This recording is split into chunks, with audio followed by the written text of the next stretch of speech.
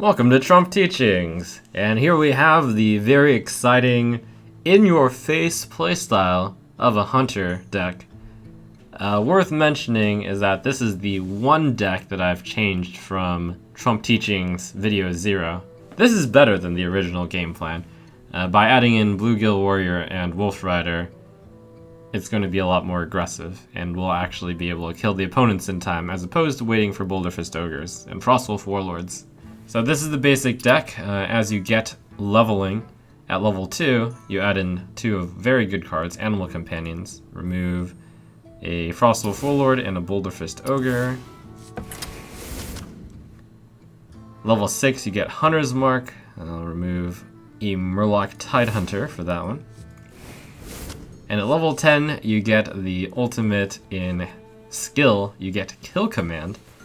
Remove the Frostwolf Warlord and a multi-shot as the deck moves away from being control-oriented to just purely charging the face. So when do you hit the face? It's a pretty important question, since the last few videos have almost always resulted in me sending my minions at their minions. Hunter gets a bad rap for being a deck where you don't have to make very many decisions. You just hit the face a lot. But it turns out that when to hit the face is one of the primary skills in Hearthstone. Whereas with many other decks, you might be asking the question of, why should I not be board controlling? The Hunter asks the different question of, why should I not be hitting the face? And it is an important distinction, and it's one that's important to get correct. I will fight with honor. Let the hunt begin. So this is going to be a bit different from the previous Trump Teachings, because it's going to be much less about board control. This is normally criminal as a move, but with this type of opening, pow. This is a very unique deck here. The mana curve is really low, and the deck quality is low. And that is both good and bad. It's neither good nor bad. It just means a different game.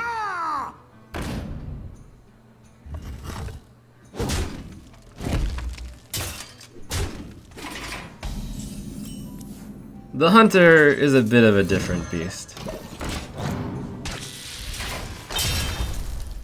So when do you go for the face?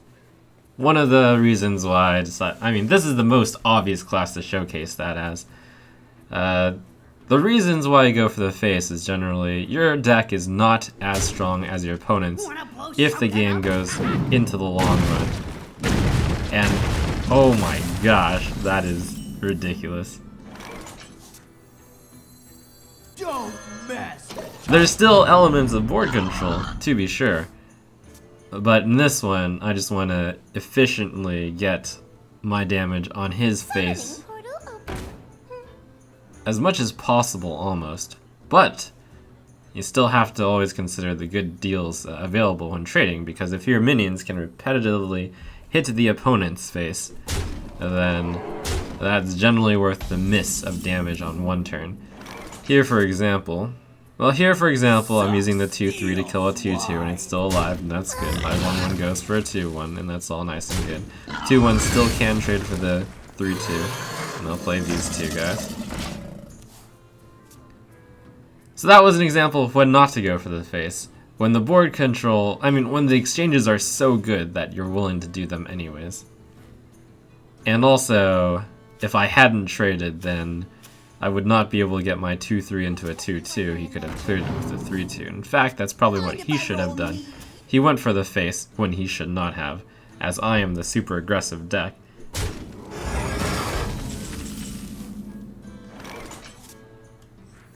To my side. Very happy to get Huffer. I am going to clear the 2-1 because the 2-1 threatens the 4-2. But I'm going to ignore the 1-1 since it does not threaten the 4-2.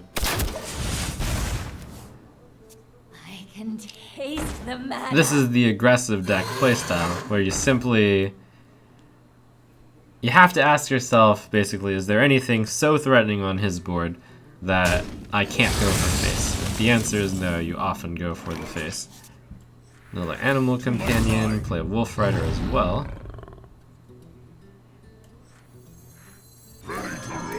Originally I was going to send my 2-1 into here because otherwise he can just send this here. I can protect this, but it's too expensive to do so since I have to send this into here and this into here and I miss 7 damage on the face, so instead I'm just going to hit his face. This is the reason why the Hunter is so well suited for this particular game style, because the Hunter's hero ability does not care for board control. In fact, it can't do anything about the board. It just cares if your opponent is low. And then this is the way to get value out of this hero ability in particular.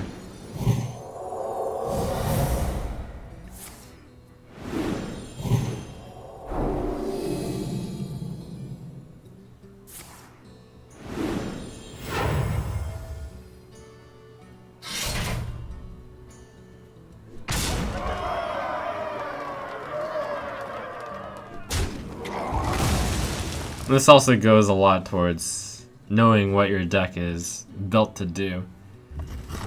If this deck goes into the late game, it'll lose against most everything.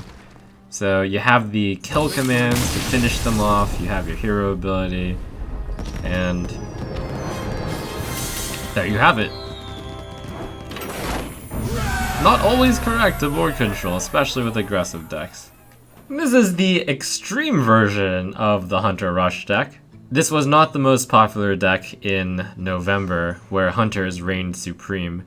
I'll showcase the slower version also, but I figured that while I was doing the one to face version, I might as well showcase one of the most aggressive decks possible. You'll notice that there are no cards which cost more than 3 mana in this deck. It tops off at Wolf Rider and Arcane Golem. And truly with this deck, you almost never clear the board and just go for the face and you try to kill them before you run out of steam. But be careful, because if you play this deck, you might feel a bit icky. A deck like this was a bit more of the standard deck that dominated the latter season of November. Still very aggressive, but holds a bit more stopping power and more powerful cards in Savannah Highmane, Sludge Belcher, Loatheb, and Houndmaster at the end game, while still maintaining a very aggressive front, so has the potential to also do a lot of damage early, but has a little bit of a fallback plan of very big and powerful minions at the end, which also disrupt the opponent and are hard to remove.